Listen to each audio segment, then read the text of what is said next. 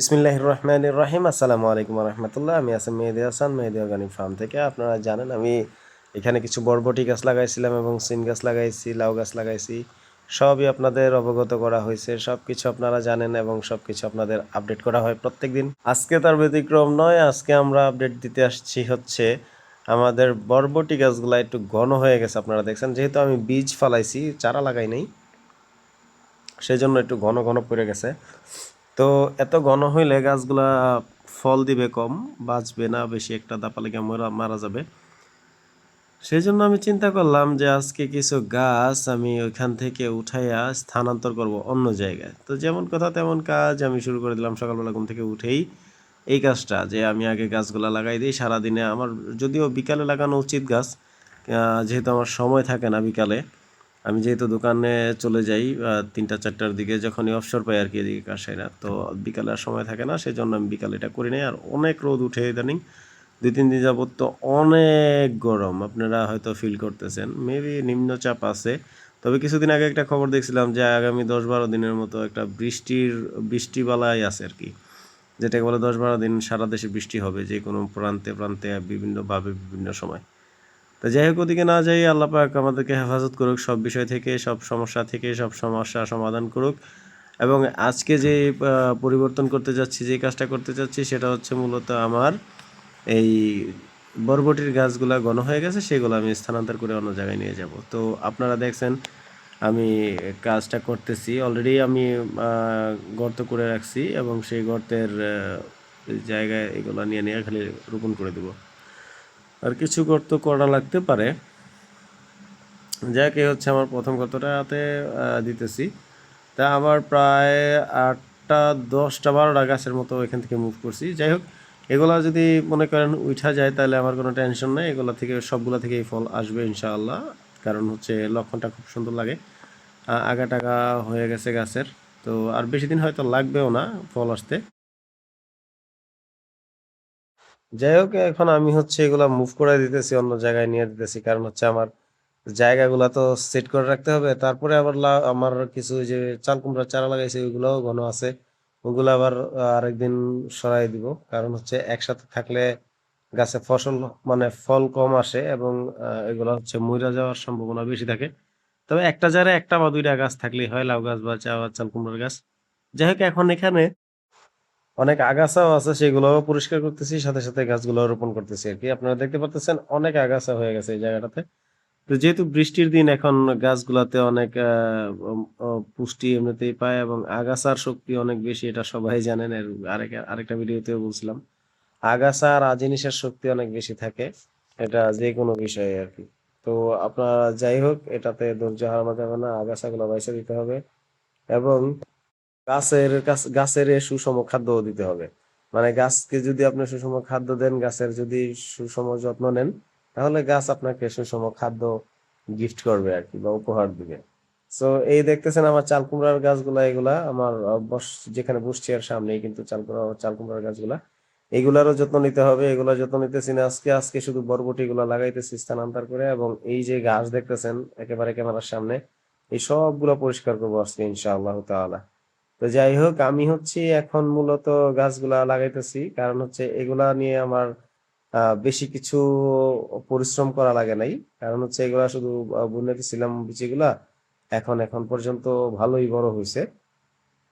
তো সর্বোচ্চ আম আমার আশা যে এটা হয়তো বেশি দিন লাগে না। আমি জানি যে বরবটি মনে হয় 50 দিন বা 40-45 দিনের মধ্যেই আসা যায়। সো তাওয়াক্কাল তু আল্লাহ, আল্লাহ ভরসা, দেখা যাক কি হয়। আল্লাহ পাক রিজিকে কিভাবে রাখছে, কখন কেমনে খাবো, বা আপনাদেরকে নিয়েই খাবো ইনশাআল্লাহ। সো সেটা আল্লাহ পাকই ভালো জানেন কিভাবে কি করা সম্ভব। সো আমি আমার মতো করে চেষ্টা করতেছি যেন আমার কি বলে এটাকে, ফার্মটাকে যেন সুন্দর রাখতে পারি। এবং আগাছাগুলো আমি দেখতেছেন চাইছা দিতেছি নিড়ানি কাছি দিয়ে। তো আমি জাস্ট সব সময় হচ্ছে এত এই ধরনের কাজগুলো করি নাই, যেহেতু আমি অভ্যস্ত না। তো আমি চেষ্টা করি আমার মতো করে কাজগুলো করার, কারণ যেহেতু শুরু করেছি, পিছিয়ে হাঁটার মতো কোনো অপশন নাই, বা পিছিয়ে হাঁটার কোনো অপশন থাকা থাকা উচিত না। যেটা শুরু করছি ইনশাআল্লাহ এটা দিয়েই কিছু একটা হবে, আল্লাহ চাইলে। তো এগ্রিকালচারাল সেক্টরটা আমার ততটা আগে পছন্দ ছিল না, বা আমি পারতাম না, পছন্দ ছিল না এমনটা বলবো না। আমি পারতাম না, রোদ সহ্য করতে পারতাম না। তারপরে আমার হচ্ছে আরো আছে, যেমন পরিশ্রমের কাজ আগে করতে পারতাম না। তবে রিসেন্টলি পারি, আলহামদুলিল্লাহ, মোটামুটি অভ্যস্ত হইতেছে। পরিশ্রম পারি না এটা বললে ভুল, যেহেতু আমি একজন মার্শাল আর্টিস্ট, আপনারা জানেন।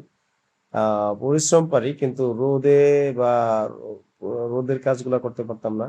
এবং হচ্ছে আপনার এই কাজের ভাঁজ, যে কাজের যে একটা সিস্টেম জানা থাকা দরকার, সেগুলো আমার জানা ছিল না মূলত। তবে হ্যাঁ, একেবারে যে জানতাম না তা বললে ভুল হবে। আমার বাবাও যখন যখন একজন কৃষক, আমি ওনার কাছ থেকে অনেক কিছু শিখছি, ওনার সাথে কাজ করছি। তারপরে আমার বাবা আমাকে দিয়ে খেতে, মানে আমাদের যে জমিগুলা ছিল, মাঝে মাঝে ওষুধ দিতে যেতাম আব্বার সাথে। তো গাছে ওষুধ দিতাম, তারপরে হচ্ছে খেতে ওষুধ দিতাম, আব্বা নিয়ে যেত। তো ওইভাবে এটা টুকটাক যাই করছি, অতটা এক্সপার্ট না আর কি। তবে আব্বার সাথে যথেষ্ট করার চেষ্টা করছি, যতটুকু শিখছি এখন পর্যন্ত আব্বার কাছ থেকে শিখছি। আর এখন যেগুলো শিখতেছি সব হচ্ছে আমার শিক্ষক রবিন মিরের কাছ থেকে শিখতেছি, যাকে আপনারা চিনেন রবিন অর্গানিক ফার্ম নামে। তিনি হচ্ছে সুদূর আমেরিকায় প্রবাসী। তার হচ্ছে সেখানে রবিন অর্গানিক ফার্ম নামে একটা ফার্ম আছে, এবং সে আমি সব প্রত্যেকটা ভিডিওতে মোটামুটি ওনার কথা বলে থাকি। সে হচ্ছেন একজন পালমা কালচার, অর্গানিক ফার্মার, তারপর হচ্ছে অ্যাকোপনিক, হাইড্রোপনিক, এগুলার সম্পূর্ণ কাজগুলা উনি জানে। তো যাই হোক, এখন আপনারা দেখতেছেন এই পাশটাতে, আমার ডান পাশটাতে যে হাতে কাঁচি, ওই পাশটাতে হচ্ছে কালা বেগুনের চারা লাগাইছি, বিচি লাগাইছি। চারাগুলো উঠছে, 2-3 পাতা করে উঠছে। আর বাম পাশে হচ্ছে বিটরুট আর হচ্ছে ভেন্ডি লাগানো আছে। তো আমি চেষ্টা করতেছিলাম যে আমার এই ফসলগুলো যেন সুন্দরভাবে হয়। তো দেখতেছেন রাস্তার কাজও চলতেছে, লোকজন আসছে, কাজ করতেছে, বালু ফালাইতেছে। তা আমি আমার মতো কাজ করতেছি, ওনারা ওনাদের কাজ করতেছে। কারণ আমার কাজগুলা ওনাদের দিকে বেশি ফলো করতে গিয়া আমার এদিকে কাজগুলা নষ্ট হয়ে যেতেছে। তো চিন্তা করলাম যে ওনাদেরটা ওনারা করতে থাকুক, আমি আমারটা করতে থাকি। হ্যাঁ, ওনাদেরকেও মাঝে মাঝে সহযোগিতা করার দরকার হলে সহযোগিতা করব। বাট আমার এইগুলাও ইম্পর্টেন্ট, সবই ইম্পর্টেন্ট। একটা কাজও মানে এমন না যে একটা বাদ দিয়ে আরেকটা করা যায়। তো যে দুইটা সাইড চলতেছে একসাথে, দুইটাই ইম্পর্টেন্ট। সো যাই হোক, আমি এখন এখান থেকে গাছগুলা নিড়াইয়া দিতেছি, যেন আমার বেগুন গাছগুলা এবং বিটরুট আর হচ্ছে ভেন্ডি গাছগুলা ভালো থাকে, সুস্থ থাকে। তো সেই জন্য আমি হচ্ছে এই সাইড গুলা আমি একদম ক্লিন করে দিচ্ছি আর কি। তা আপনারা জানেন যে একটা জমিতে যদি আগাছা হয়ে যায়, আগাছার জোর যদি বাইরে যায়, তাহলে কিন্তু গাছ বা আপনার ফসল এগুলো নষ্ট হয়ে যায়। সেই জন্য আমি হচ্ছে এটাতে যত্ন নিতেছি। এবং আমি চাইলে কীটনাশক ইউজ করে সবকিছু সমাধান একসাথে করতে পারি, বাট আমি সেটা করব না। আমি আপনাকে বলছি, আপনাদেরকে, যে আমি কীটনাশক ইউজ করি না, এবং এখনো পর্যন্ত কোনো কীটনাশক ইউজ করি নাই। আমার সিম গাছ দেখছেন মাচার মধ্যে উঠা যাইতেছে, আলহামদুলিল্লাহ। তবে আমি কোনো কীটনাশক ইউজ করি নাই, কোনো ফার্টিলাইজার ইউজ করি নাই। আমার নিজের তৈরি ফার্টিলাইজারের উপরে আমি পরীক্ষামূলক কোর্স চালাইতেছি। তবে সবগুলাতে না, শুধু একটা জারের মধ্যে আমি পরীক্ষামূলক কাজ চালাইতেছি, আর সবগুলা অটো মানে একদম খালি রাখতেছি। মানে আমি দেখতে চাইতেছি যে কোন বা গবেষণার উপরে কোনটা ভালো হয়। সো আমি সেইভাবে চেষ্টা করতেছি এখন থেকেই। যদি আমার এখন থেকে রেজাল্টটা ভালো আসে, তাহলে ভবিষ্যতে ইনশাল্লাহ আরো ভালো হবে। সো এই জন্য আমি হচ্ছে মূলত সবগুলোর উপরে পরীক্ষা চালাচ্ছি না আর কি, এবং এক একটার মধ্যে এক একভাবে পরীক্ষা চালানোর চেষ্টা করতেছি।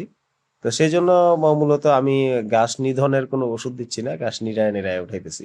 কারণ ওই ওষুধটা দিলে আমার কীটনাশকটা যখন পড়বে, আমার এই ফসলগুলা সব থমকে যাইব, হইব। 1 মাসেরটা 2 মাস লাগবে, কিন্তু থমকে যাবো।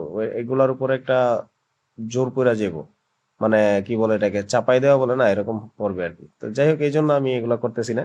কীটনাশক দিব না, কীটনাশকের লাইন শুরু হইলে আবার শেষ করা যায় না। এটা একটা লেগে আরেকটারে, একটা রিয়াকশন নষ্ট করার জন্য আরেকটা দিতে হয়। সো আমি এটা করব না। আমি একটু কষ্ট করে হইলেও এইভাবে খালি করে দিচ্ছি। আর এত বেশি কাজও না এখানে, খুব বেশি। যতটুকু কাজ আছে এগুলা নিজে নিজে করার চেষ্টা করি। আমার কাজগুলো, আমি আমার ফার্মিং এর কাজগুলা, কারণ আমি যেহেতু গবেষণামূলক কাজ চালাইতেছি, সেই জন্য আমার তো প্রথম খারাপ আসবে, এটাই স্বাভাবিক। খারাপ ভালো মিলাইয়াই আসবে। যাই হোক, আজকে এই পর্যন্ত থাকলো। আপনাদের সাথে পরবর্তী ভিডিওতে আবার দেখা হবে। তবে আপনাদের সাপোর্ট এবং ভালোবাসা অবশ্যই আমি আশা করি। এবং আপনাদের সাপোর্ট থাকলে আরো আগায় যাব, এবং আমার গবেষণার কাজগুলো আরো সুন্দর হবে ইনশাআল্লাহ। যদি এই গবেষণায় পাশ করি, তাহলে আপনাদেরকে নিয়েই আগাবো, দেশকে নিয়ে আগাবো। সে পর্যন্ত ভালো থাকেন। আসসালামু আলাইকুম।